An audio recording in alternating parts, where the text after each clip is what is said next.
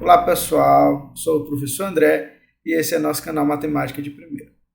Na aula de hoje nós iremos abordar conceitos acerca de referências, né? Uma parte, né, do estudo nosso de metodologia científica. Eu espero que vocês gostem do que a gente planejou. Antes de iniciar nossa aula, eu peço que vocês curtam o nosso vídeo e se inscrevam no nosso canal, tá? Então, nossa aula ela versa sobre referências. O capítulo 8 da nossa normativa, né, da nossa normativa com relação a trabalhos científicos, ela traz exatamente orientações sobre referências que no nosso país, nacionalmente, né, nós fazemos de acordo com a ABNT por meio da norma técnica, né, NBR 6023, que teve sua segunda edição lançada em 2018. Então, para tratar de referências, em nosso país nós tomamos como base essa NBR 6023, cuja segunda edição saiu em 2018. Tá bom? Bem, definição de referências. As referências nada mais são do que um conjunto padronizado de elementos descritivos retirados de um documento para um trabalho acadêmico, técnico, científico ou escolar. Tem como objetivo permitir ao leitor aprofundar-se no assunto ou conhecer o que o aluno ou autor do trabalho usou como fonte de pesquisa. Permite também recuperar o original citado dentro de um corpo do trabalho. Logo, as referências têm um papel importante nos trabalhos científicos, nos trabalhos acadêmicos, pois permitem ao leitor daquele trabalho compreender quais foram as bases teóricas que nortearam aquele referido estudo.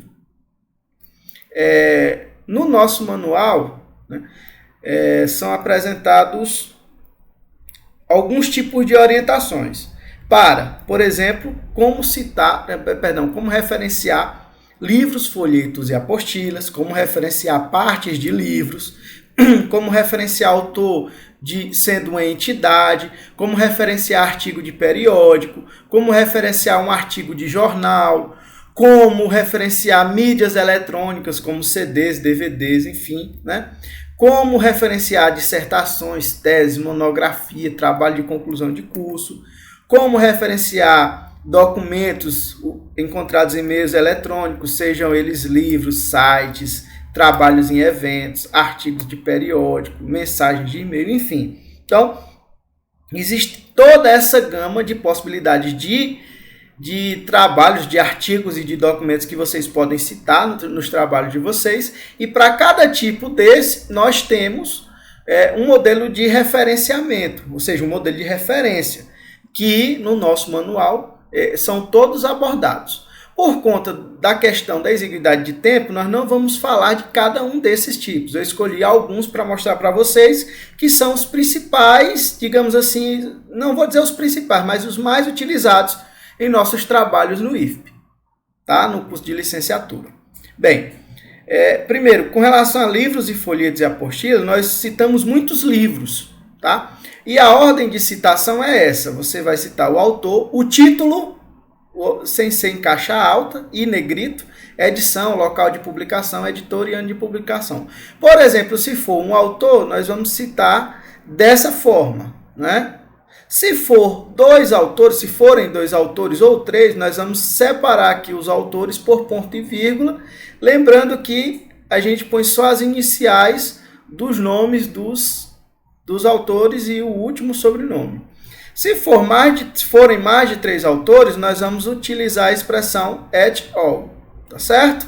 E se o autor teve outra função, professor, o que é outra função? Bem, na realidade, por exemplo, um professor, um pesquisador, ele reuniu vários artigos de várias pessoas e fez uma coletânea de um livro. Então, ele foi o organizador daquele livro, certo? Então, nesse caso aqui, quando o autor tem outras funções, a gente vai citar aqui se ele for organizador, coordenador, lembrando que existem siglas para isso, que essas siglas se encontram tanto na norma, né, na NBR, quanto no nosso manual do IFP. Tá ok? Bem, Quando o autor é uma entidade, outro bom exemplo, e a gente utiliza muito, principalmente quando vamos citar legislações, pareceres, parâmetros, enfim. Tá? Pode ocorrer que você precise citar algum documento, alguma resolução de uma universidade ou autarquia. Né? Então, você vai citar o nome do órgão, o título ou do livro ou da lei, né, em negrito, local de publicação, ano de publicação. Né? Por exemplo, se eu quiser citar alguma coisa do Instituto Federal do Piauí, você vai escrever Instituto Federal do Piauí e seguir com esse direcionamento. Na hora de referenciar, você vai colocar IFP. Né? Por exemplo, se nós fôssemos referenciar aqui, nós iríamos colocar USP 1993. Ocorre que os documentos podem ser, ou os arquivos podem ser utilizados de universidades e autarquias, mas também podem ser utilizados pelos governos, né, ou pelas suas pastas. Por exemplo, um ministério, uma secretaria de Estado.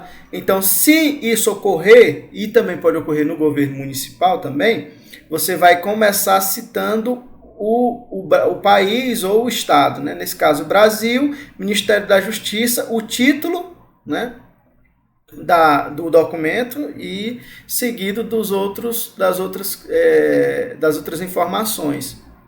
Tá ok? Se for Estado, você vai citar o Estado e abreviar aqui dentro, né? No caso aqui, Rio de Janeiro, RJ, e assim sucessivamente. Se for município também, por exemplo, Floriano, PI, né? E assim sucessivamente. Então, esses são as principais citações, digamos assim, que nós utilizamos em nossos trabalhos. Outra importante fonte que nós usamos são artigos, sejam eles em periódicos, sejam eles em eventos. Tá? Qual é a observação que eu faço? No caso de periódicos, o que vai ficar em negrito não é o título do trabalho, é o título do periódico. Tá certo? Então, por exemplo, aqui esse autor aqui, né, depois vem o título, e aí super interessante, ou seja, é esse periódico aqui que vai, é o nome do periódico que vai ficar em negrito se for artigo citado em periódico, em revista, enfim.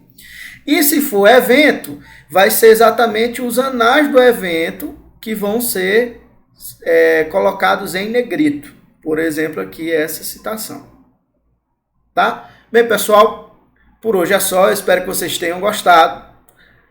Até breve, um abraço a todos.